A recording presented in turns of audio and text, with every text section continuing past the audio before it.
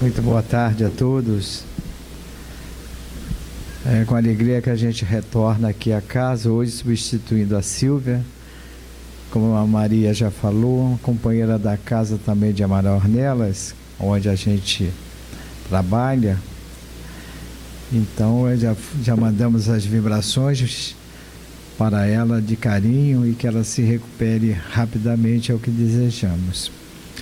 Mas é sempre uma alegria voltar a casa, e hoje, como o tema foi o Natal na visão espírita, a gente resolveu trazer o slide, nunca usamos aqui, mas vamos usar hoje, porque já tínhamos esse estudo, fizemos algumas revisões apenas, e para facilitar o entendimento a gente trouxe aqui. E a gente está pertinho do Natal, né? Segunda-feira, dia 25. E essa semana a gente vê uma correria muito grande no shopping, em todos os locais de compras, mercados. Mas o significado do Natal, não querendo criticar nada disso, porque faz parte do contexto que a gente está inserido nesse mundo de provas e expiações, mas o Natal é de reflexão, é de renovação, é termos uma oportunidade de realmente estarmos com Cristo, de estarmos com Ele em nosso coração.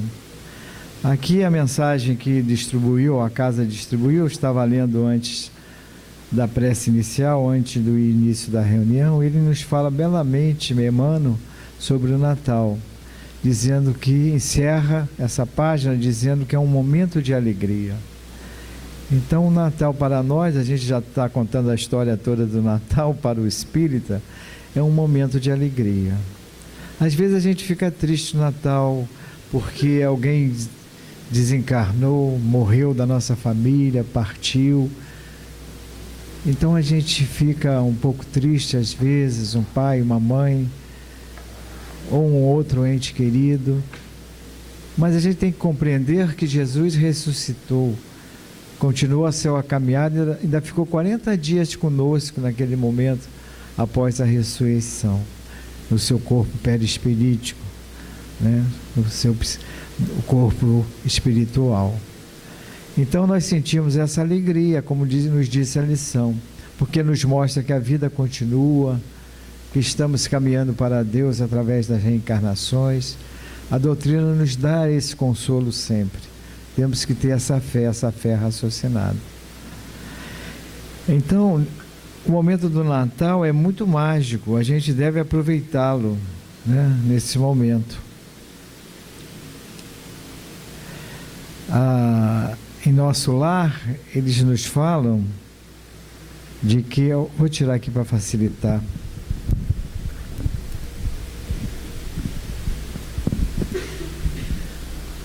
cada mês do ano, mostra cores diferentes da atmosfera aqui da Terra, que está cercando o planeta Terra, em razão das flores que se vão modificando em espécie de 30 a 30 dias.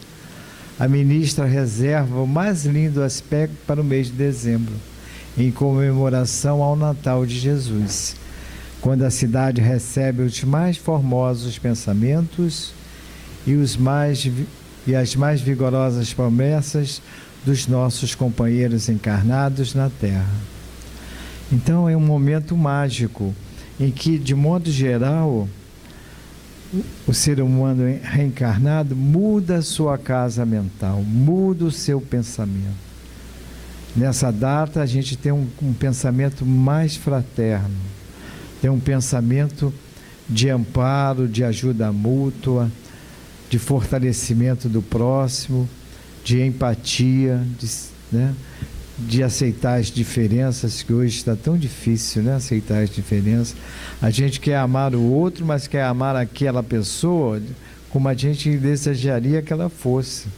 Mas ela tem uma trajetória já de vida, de outras reencarnações, tem as coisas que ela tem que resgatar, e muitas vezes a gente tem que amar ela como ela é, não é?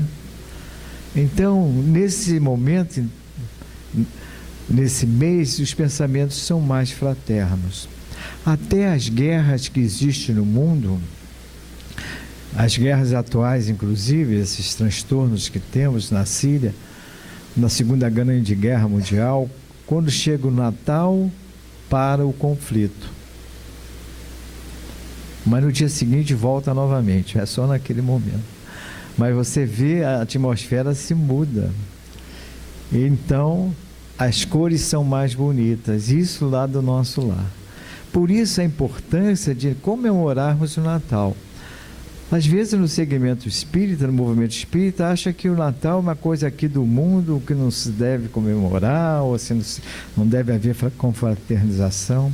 De maneira nenhuma. Nós estamos reencarnados, estamos passando por essa cultura, né? Nós estamos no Ocidente, devemos realmente fazer um Natal cristão, né? Temos que fazer um Natal, mas ele é importante. Por que é importante? Porque muita gente perdoa o próximo, perdoa um irmão, um pai volta a falar com o filho, um filho volta a falar com a sua mãe nessas datas. Então é um momento muito mágico de amor entre nós. Então é importante que se tenha o Natal. Quando a gente estiver em outro mundo, estiver em nosso lar, aí se não tiver Natal não tem problema, a gente já está em outra esfera. Mas atualmente é um momento de fraternidade. De fraternidade.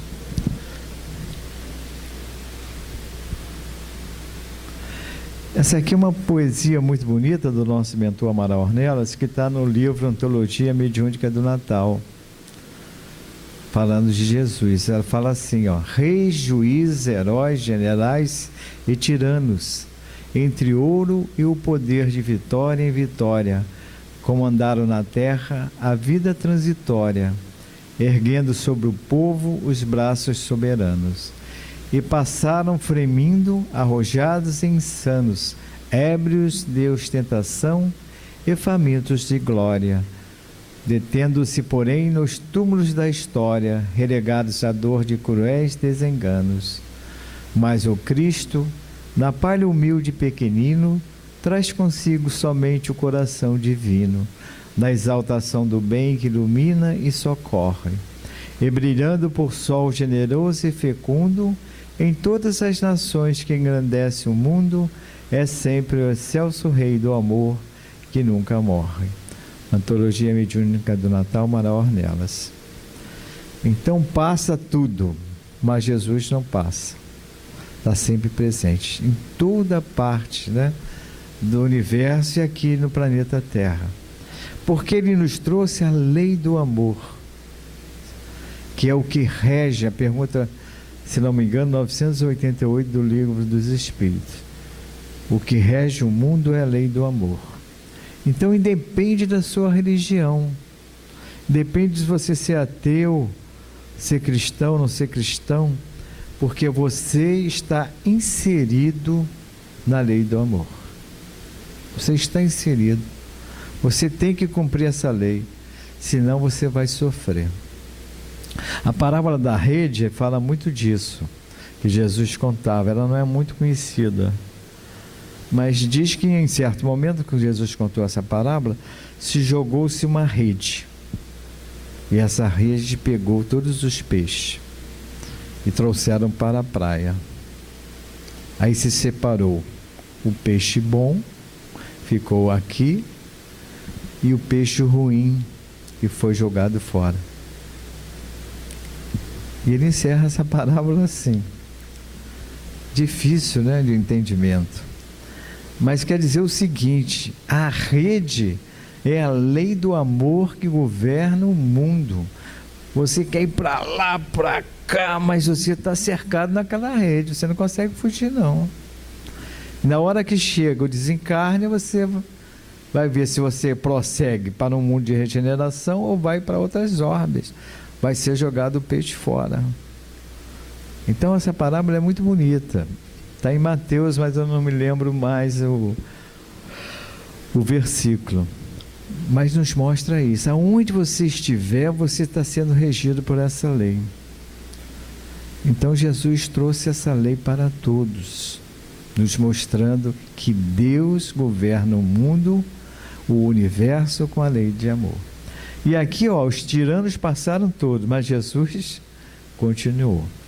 Amaral Ornelas, ele foi um grande trabalhador na década de 20, trabalhou na Federação Espírita Brasileira, e na minha ideia, no meu pensamento, ele divulgou a doutrina espírita. Divulgou a doutrina espírita com muita dedicação, muito carinho, porque ele era poeta, tinha facilidade de oratória. Então ele divulgou no Rio de Janeiro, que era a capital ainda da República, né, o espiritismo. Na época muito difícil, em que os espíritas eram perseguidos, mas ele esteve ali firme. Fazia parte da sociedade, era funcionário público do Tesouro Nacional, atual Ministério da Fazenda. Então ele foi até perseguido, porque os espíritas eram mal vistos, né? E quando ele desencarna, estou contando um pouquinho a história do nosso centro. Quando ele desencarna, em 1923, em janeiro, o seu Diamantino, que foi o fundador da casa, coloca o nome de Amaral Ornelas. O nome dele era Adolfo Oscar do Amaral Ornelas.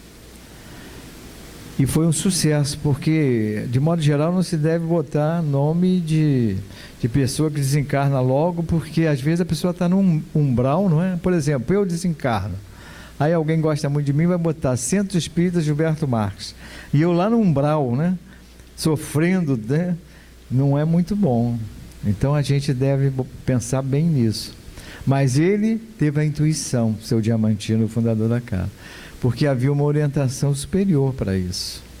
E deu tanto certo que Amaral Ornelas, passado alguns anos, vem trabalhar com Chico Xavier no plano espiritual. Trabalha assiduamente. Não é o guia do Chico, como Emmanuel, mas trabalha em todos os movimentos, em toda a caminhada do Chico. Amaral Ornelas tem sempre uma poesia. Logo no primeiro livro do Chico Xavier, Parnaso de Além Túmulo, tem duas poesias de Chico Xavier, de Amaral Ornelas. Uma delas é Maria, né? Nossa mãe espiritual, Nossa Senhora, muito bonita. Então tudo isso se fecha. O espiritismo é muito, muito bonito, porque tudo se fecha. Quando Amaral Ornelas estava encarnado, ele seguia Maria, gostava muito de Maria. Com as palestras dele, ele falava de Maria, Nossa Senhora, falava na forma espírita, né? Mostrando que era um espírito de muita luz. E quando ele desencarna, ele traz logo a primeira poesia de Maria. E assim faz com Chico, sempre presente nas reuniões. Quando o Chico fazia do movimento espírita, Amaral Ornelas estava presente. Uma delas foi em 18 de abril de 1957, quando o Livro dos Espíritos completava 100 anos da sua edição. Atualmente ele tem 160 anos de edição, né? Mas aí ele estava lá presente. Chico esteve no Rio de Janeiro, fazendo parte daquela comemoração dos 100 anos do Livro dos Espíritos, lá na Federação Espírita Brasileira, na Avenida Paço. E Amaral Ornelas, né, está presente com Chico numa incorporação, e vem uma poesia muito bonita sobre Allan Kardec, muito bonita. Mas hoje não é o tema de Amaral Ornelas, né? Vamos mudar aqui, seguir adiante. Então o amor, como a gente estava falando, resume toda a doutrina de Jesus, porque é o sentimento por excelência. Não o amor no sentido vulgar do termo, mas esse sol interior que reúne e condensa em seu foco ardente todas as aspirações e todas as revelações sobre-humanas. É uma mensagem de Lázaro. Então no Natal a gente deve se fortalecer com esse amor de Jesus, com seus mandamentos, né? De amar a Deus sobre todas as coisas e ao próximo como a si mesmo. Ou seja, ter essa força interior, nos amarmos para a gente poder amar o próximo. Esse amor é tão importante aqui, que ele também tem esse segmento aqui na pergunta 888, amai-vos uns aos outros. É toda a lei, é a lei do universo, é a rede, a lei divina pela qual Deus governa os mundos, todos os mundos, essa é a lei do amor. Então, ser espírita é excelente, maravilhoso, né? A gente conhece tanta coisa, somos os trabalhadores da última hora, temos que estar atento para que a gente possa realmente sair dessa reencarnação bem, né? Mas a gente compreende que em qualquer religião, ou sem nenhuma religião, você cumprindo através da caridade, que é o amor em ação, você está progredindo. Porque a lei que rege o universo é a lei do amor. O Espiritismo nos dá essa facilidade de entendimento, né? Através da reencarnação, através de todos esses postulados que Kardec nos traz na codificação. Mas o Natal, ó, sem dúvida nenhuma, vou botar tudo aqui para a gente entender melhor. O Evangelho de Jesus é um apelo à vontade de transformação, ó. Pedi e dar-se-vos-á, buscai e achareis, batei e abrir-se-vos-á. Então estão aqui os verbos, né? Pedir, dar, buscar, achar, bater, abrir. Ou seja, tem que ter vontade para trabalhar, para se transformar. Às vezes tinha um ditado antigo, minha mãe falava muito, não sei se vocês se lembram, que a gente vai envelhecendo, às vezes as pessoas não conhecem nem esse ditado. E vontade é um negócio que dá e passa, né? Então eu ficava quietinho assim, para passar a vontade de trabalhar. Mas o espírito tem que ser o contrário, o espírita tem que trabalhar, né? Fazer um esforço grande. Pelo menos, né, buscar domar as suas inclinações mais, né, como nos diz o Evangelho segundo o Espiritismo. Então essa é a oportunidade de transformação no Natal, da gente pensar o que a gente fez de errado esse ano, o que a gente vai poder consertar. Então aqui, ó, no livro Novas Mensagens de Sheila, de Cleiton Levi, ó, nos traz aqui esse cultivar da alma, ó. A alma humana é como determinado trato da terra, à espera do cultivo adequado. Se desejas paz por dentro, faz uma pausa na caminhada e examina como tens cultivado a tua alma. Recorde que a qualquer momento podes usar o arado da vontade, a fim de melhorar o teu solo espiritual, alcançando depois a colheita justa do teu esforço no bem. Então aqui é a vontade, novamente, porque se você for estudar a Gênese, no capítulo, se não me engano, 14, Kardec nos diz que quando a gente desencarna, nós trabalhamos com pensamento e a vontade. Pensamento e a vontade. Fazemos tudo com pensamento e vontade. Ele diz mais ainda: pensamento e vontade é a mão do espírito.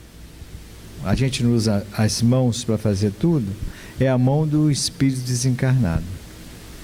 Então ele tem que ter o pensamento e a vontade. Com isso, ele molda até a sua roupa, ele faz a sua roupa, ele vai fazendo assim o que ele deseja.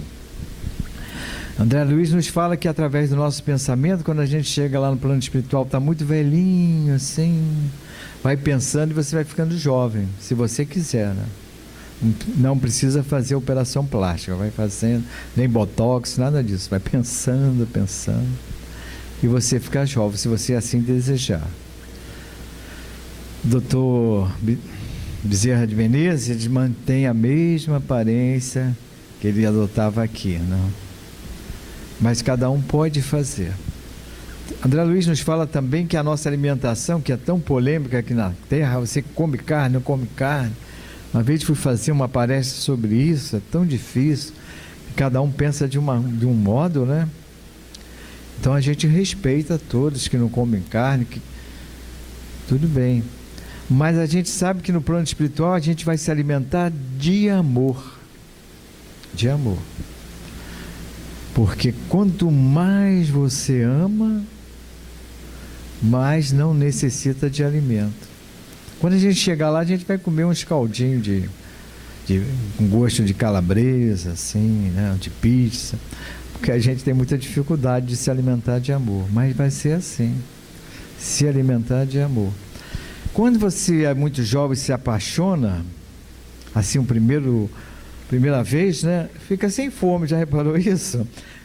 Já aconteceu isso comigo quando era muito adolescente. A mãe chamava para almoçar e você, não vou não estou sem fome, né?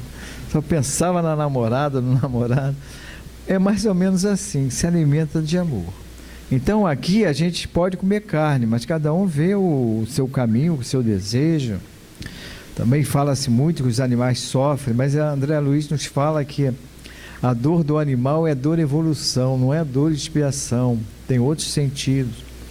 Mas a gente respeita. Eu faço o máximo, não digo não comer carne, mas eu digo a vocês que eu tenho dificuldade. Temos que ser sinceros, né? Mas a gente vê. Mas o que a gente entende é que ninguém vai para o umbral se comer carne, porque no estágio evolutivo que a gente está, não há essa... há uma permissão, vamos dizer assim, entre aspas, sobre isso. Eu estou no umbral, o que houve com você? Só comia bife, estou aqui no umbral. Não, porque lá no Livro dos Espíritos esclarece que no estágio atual que a gente está, pode-se comer carne. Lógico que a gente já está evoluindo e está deixando de fazê-lo. Muito justo, muito justo. Então a gente não é o tema de hoje, né, que a gente podia trazer mais a opinião de Chico, né? Chico sempre comia um bife, porque ele trabalhava muito, muito, muito. Então ele necessitava daquela proteína. Ele trabalhava no seu trabalho, seu ganha-pão, e trabalhava à noite nas psicografias, nos livros tão importantes que ele nos trouxe, verdadeiras obras-primas como Paulo Estevam. Então ele necessitava daquela proteína. Mas todo mundo que ia almoçar com Chico não pedia carne. Mas quando o Chico pedia o prato que ele mais gostava, que era bife, arroz, batata frita e ovo, aí a pessoa pedia logo um bife também. Também quero um bife e tal, porque naquela época se comia mais carne do que hoje. Então não estou fazendo apologia à carne de maneira nenhuma. Acho até que devemos deixar de comer carne, né? Sem dúvida nenhuma. Mas para chegar a esse estágio de se alimentar de amor, vai demorar um pouquinho, né? Vai demorar. Então a vontade, eu trouxe até esse pedaço aqui de Chico Xavier, Pensamento e Vida, que é um dos livros importantíssimos. Até o Dr. Haroldo Dutra Dias fez um seminário só com esse livro, Pensamento e Vida. Tamanha, ele não é muito grande não, mas é um livro que tem umas informações sobre ciência, sobre as coisas da vida, sobre as coisas do universo, importantíssima. Então ele fala assim: a vontade, contudo, é um impacto determinante. A vontade, contudo, é um impacto determinante. Nela dispomos do botão poderoso que decide o movimento ou a inércia da máquina.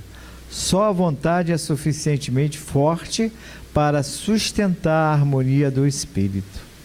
Em verdade, ela não consegue impedir a reflexão mental quando se trata da conexão entre os semelhantes, porque a sintonia constitui lei inderrogável.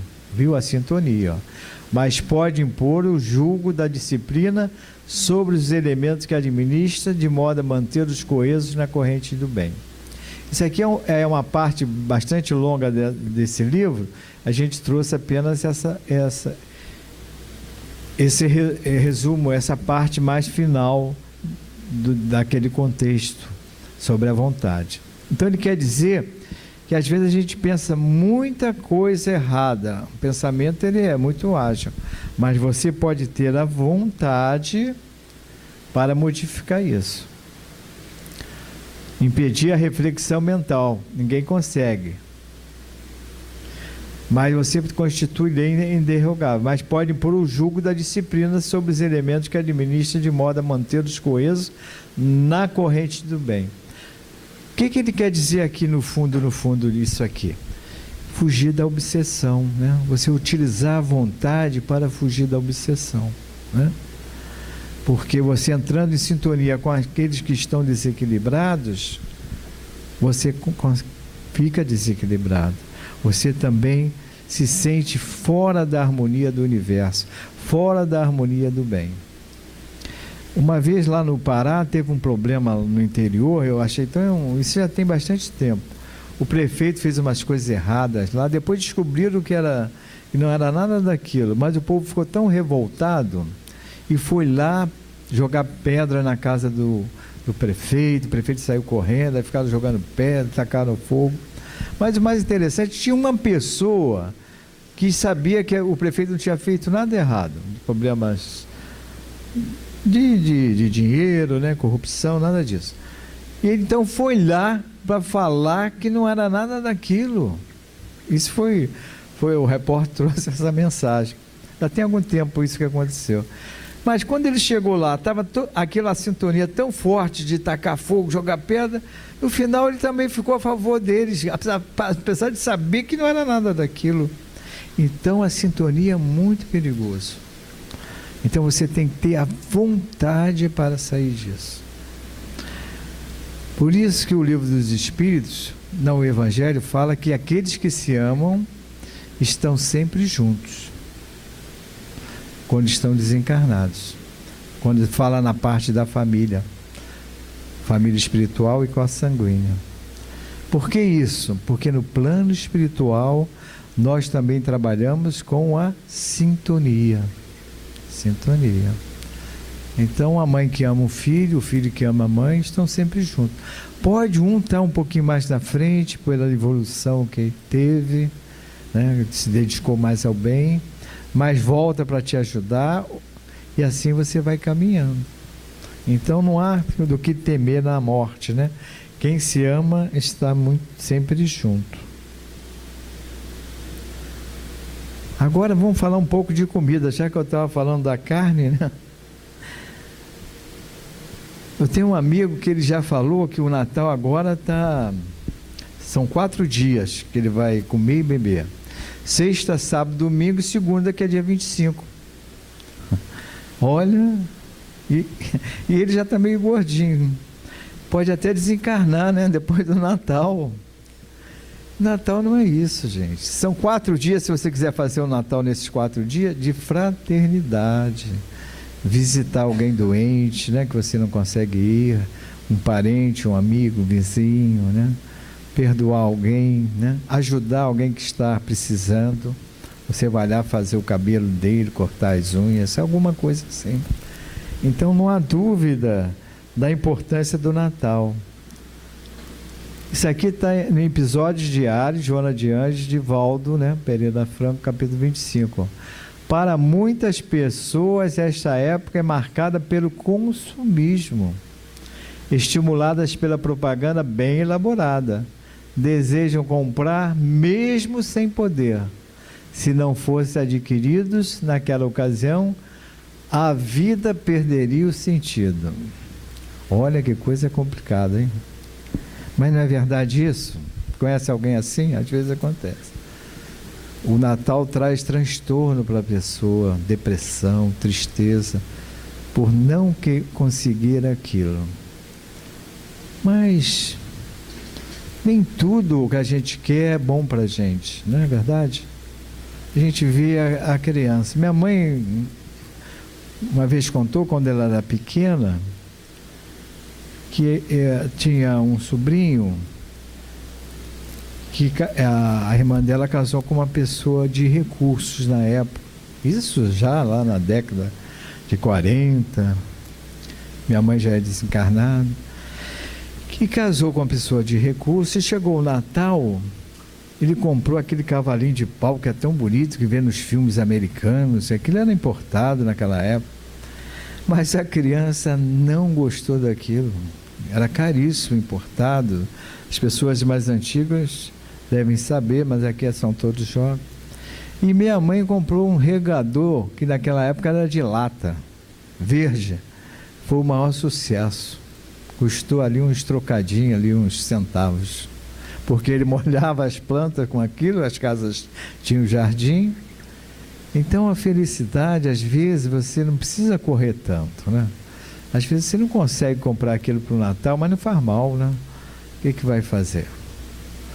A gente come pão com manteiga, vamos comer pão com manteiga, né? Aqui tem dois símbolos muito interessantes, que é bom a gente falar, já que estamos ainda com tempo, porque a árvore de Natal é do século XVI. Então, lá na nossa casa, o Centro Espírita não coloca a árvore de Natal, acho que aqui também não. Mas na sua casa, se você quiser botar, porque às vezes tem espírita que fala, não vou botar árvore de Natal, que não pode, não tem símbolos. Não tem nenhum problema isso não, que faz parte da cultura. E pelo menos entendo assim, ó. No século XVI, na Alemanha, que fizeram a árvore de Natal. Não era assim, era verdadeira. Era o pinheiro, porque era uma árvore muito forte. Pinheiro é uma árvore muito forte. Lá no inverno, na Alemanha, o pinheiro, mesmo no inverno, as folhas ficavam sempre verdinhas. Então representava a vida.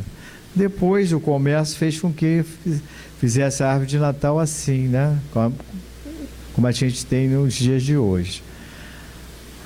Usava-se vela, não tinha essas lâmpadas porque não tinha energia elétrica.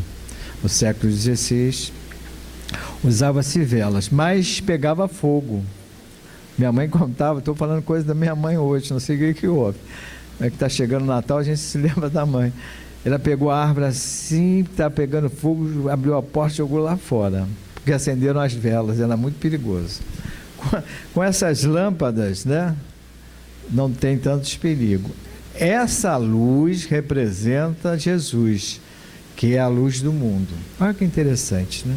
Então as crianças gostam, meus netos gostam, meus filhos sempre gostaram, então a gente sempre teve uma árvore pequena, né, lá em casa, armada direitinho.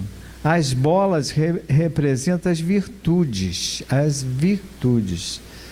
né? Os enfeites representam as virtudes. O meu neto, agora ele está com 8 anos, mas ele, quando tinha 5 anos, ele armou uma árvore comigo. Então as bolinhas, eu falei, isso são virtudes. Aí expliquei a ele o que era virtude. Aí eu falei, essa bolinha vermelha aqui é a paciência. Mas rapaz, caiu 3 bolinhas no chão de vermelha, quebrou. Aí ele falou, vô, essa sua paciência aí está quebrando muito. Eu falei, realmente. Quer dizer, acontece. Mas ele fez a sintonia, né? Então representa as virtudes, a paz, a fé, né? Então essa é a história. O Papai Noel, a lenda é São Nicolau, que foi bispo em Roma, e ele saía pregando e distribuía presentes. Mas não se sabe se isso é verdade, porque ele herdou uma fortuna muito grande, ele achava que devia ajudar ao próximo, então levava os presentes às crianças. Hoje, a gente, muitas vezes, a gente esquece de Jesus e fica só com o Papai Noel, que também é uma coisa que não deve acontecer, né? Porque, no fundo, Papai Noel não existe, Jesus existe, né? No fundo, é uma lenda, né, sobre isso, que se tem até hoje. Uns mantêm, mas o meu neto, já com 7 anos, já não acreditava mais em Papai Noel, né? As crianças estão muito inteligentes. Ele mesmo falou para mim, é muita coincidência, tudo que eu peço o Papai Noel traz, eu acho que tem alguma coisa errada. E aqui, né, o Feliz Natal também não precisa fazer isso com o cachorrinho também não, né? Mas ele, não sei se ele ficou satisfeito, mas também é um animal que a gente gosta muito, né? Chico também gostava muito dos animais. Então, não vamos fazer igual esse nosso amigo, né? Comer tudo nesses 4 dias, de maneira nenhuma. Então, a minha conduta no Natal, se possível, deve ser essa, ó. Evaldo Vieira, através também com Chico, nesse livro Conduta Espírita. Aqui o texto é de André Luiz, ó. Renunciar às comemorações natalinas que traduzem excesso de qualquer ordem. Excesso não é bom, né? Tem essa cautela, né? Preferindo a alegria da ajuda fraterna aos irmãos menos felizes, como louvor ideal ao sublime natalício. Lógico que a gente faz a nossa ceia. Lá em casa, vou falar por mim, né? Nossa ceia sempre foi na minha casa 8 horas da noite. Não esperava meia-noite não, porque demorava tanto, a gente estava com fome. né? A família mais simples, era 8 horas sempre.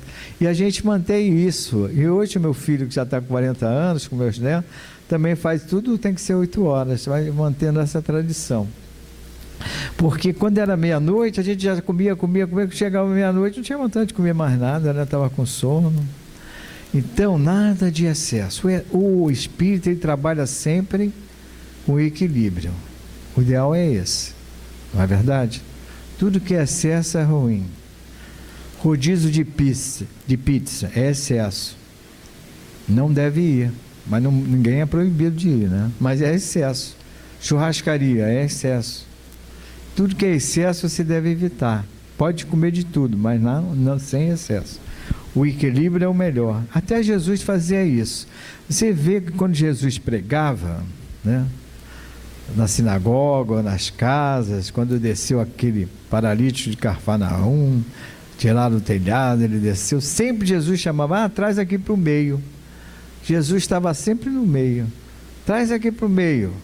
Aí coroou lá o paralítico. Por que isso? Meio é o equilíbrio. Então os pesquisadores nos falam isso. Nada de excesso no Natal. Aqui também tem algo também muito bonito, que é... Vou botar logo tudo aqui. Está no livro, Segue, Emmanuel e Chico. Na reminiscência do Natal do Senhor, meu amigo, medita no próprio roteiro. Tem suficientemente luz para a marcha? Foge ao brilho fatal dos curtos circuitos da cólera? Apaga a labareda do ciúme e da discórdia que atira corações aos precipícios do crime e do sofrimento? Que claridades acendes no caminho? Se procura o Mestre Divino e a experiência cristã, lembra-te de que na terra há clarões que ameaçam, perturbam, confundem e anunciam o arrasamento. Estarás realmente cooperando como um Cristo na extinção das trevas, acendendo em ti mesmo aquela sublime luz para alumiar. Então são orientações de Emmanuel, né, nos mostrando, através do saudoso Chico, né, que a gente realmente depende da gente, acender em nós, né, esse momento de reflexão, de calma, termos uma alimentação mais saudável no final do ano, no dia de Natal, temos um dia tranquilo, ajudar o próximo, fazer alguma caridade, visitar alguém, ser mais fraterno, né? Ter mais amor no coração, para que a gente possa fazer luz. Onde há treva, a gente tem que fazer a luz, mesmo com a nossa luz ali, pequenininha, né? Mas temos que fazer treva. Ontem nós tivemos um culto lá no nosso centro espírita, um culto de Natal com os trabalhadores e tudo. Então a gente sempre agradeceu aos médios, agradecemos a todos, porque mesmo com todas as nossas deficiências, temos que agradecer as pessoas que trabalham na casa, porque sem elas a casa não funciona. São os voluntários, né? Eu fiz um curso na Federal, no Conselho Espírita, na CERD, Conselho Espírita lá aqui do Estado do Rio de Janeiro, e que sobre a administração da Casa Espírita, que eles falaram, no final do ano, não esquece de agradecer os trabalhadores, porque a Casa, o Movimento Espírita também esquece, até os frequentadores também, que estão ali partindo, né? E vocês aqui têm que agradecer mais ainda, porque para subir essa rua, vocês, né, o karma de vocês é grande, mas é a necessidade, é um local maravilhoso aqui, eu estava falando com a Maria, maravilhoso. Mas é uma subida, né, árda, muito íngreme, né? Mas há um motivo para isso, né? Há um motivo. Então a gente já está encerrando com uma mensagem também de fé, que é uma página muito bonita, que é para você ter sempre a esperança no Natal. Natal é esperança. Em dias melhores, em dias de paz, em dias de amor, harmonia. No ano de 2018 será um ano bastante problemático, que a gente já sabe, mas ter essa fé raciocinada, né? Ter essa fé de confiança em Deus, confiança em nós. Fé quer dizer também fidelidade, vem do latim fides, quer dizer fidelidade. Então fidelidade a Deus, fidelidade à lei de amor, trabalhando com o Evangelho de Jesus, sendo mais fraterno. Então, se disseram para você tudo isso que está aqui, ó, que não vencerás em teus empreendimentos, que o teu doente querido está no clima da morte, que atravessarás longa noite de provações, que não mais encontrarás o trabalho que mais desejas, que não te recuperarás de certas perdas sofridas, que não realizarás os sonhos que acalentas, que os entes amados distantes de ti nunca mais te voltarão ao convívio, que o desgaste do corpo físico não mais te permitirá as realizações que tanto almejas, que por essa ou aquela falta andarás sobre a terra constantemente, sobre pedras e espinhos. Tudo isso disseram. Entretanto, continua agindo e servindo, orando e esperando, porque as opiniões de Deus são diferentes. Então, nesse Natal, né, que a gente possa ter esse pensamento de Emmanuel através do Chico, que está no livro Momentos de Paz. Que Deus tem um destino diferente para você, né? Cabe a você fazê-lo florir, né? Florir esse caminho. Eu acho que agora é a última transparência, muito importante, né? Encerrando aqui o nosso estudo. Eu tenho que voltar aqui, que é a outra. Porque o momento maior que a gente tem que refletir é quando nasce Jesus para a gente. Quando nós vamos despertar realmente para a lei de amor, para o Evangelho de Jesus. Então, tem aqui 3 exemplos. Paulo de Tarso despertou para Jesus, ó, na estrada de Damasco, quando ele, então, intolerante e fanatizado por uma causa em glória, se viu envolvido na sua divina luz. Então, aquele desperta para o amor do Cristo, para o seu Evangelho, vai pregar a doutrina de Jesus. Maria de Magdala também, ó, quando a voz de Jesus, ungida de pureza e santidade, despertou em si a sensação de uma vida nova, com a qual até então jamais sonhara. Aqui é Zaqueu, o corrupto, né? Ele era judeu, cobrava impostos do próprio povo judeu em favor de Roma, só que além de cobrar o imposto de Roma, cobrava um pouquinho para ele. Mas ele conhece Jesus, ó. Quando ansioso por conhecê-lo, subiu numa árvore à beira do caminho por onde ele passava. Eis que Jesus, amorável e bom, acena dizendo: Zaqueu, desce, importa que me hospede contigo. Então, nesse momento, ele desperta, né, quando Jesus vai em sua casa e devolve tudo que ele cobrou a mais. Duplamente, em 2 vezes, devolveu o dobro. Então, desperta, né, para a lei de amor. E para nós, quando nasceu Jesus?